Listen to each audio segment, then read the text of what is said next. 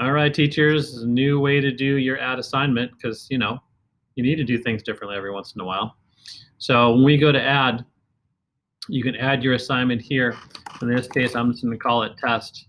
When it talks about being visible to the class, it's always going to be turned on, start date and end date. So this is when you assigned it, and this is when it's due.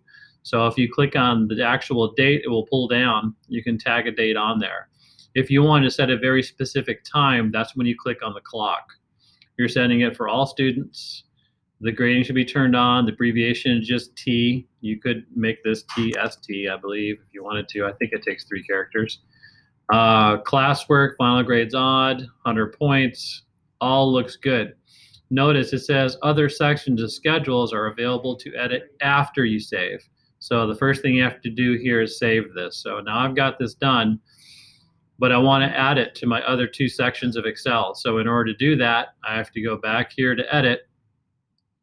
And when I scroll down, I still don't see it. Interesting. So when I go to add other sections, that's where it shows up.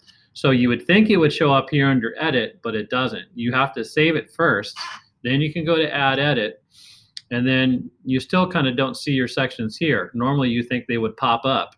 You have to click down here where it says add sections. When you go to add sections, this is where you can add your other 2 classes. So in this case, I'm going to add my other 2 periods. So now these are the 3 that is going to be affected. So period 3, period 5, and technically it's period 4, but that's a long story. But once we click on OK and then save changes, now this test is available to all 3 sections at the same time. So it's a different way to do it for sure, something you're definitely not used to, but that currently is the way we're doing things.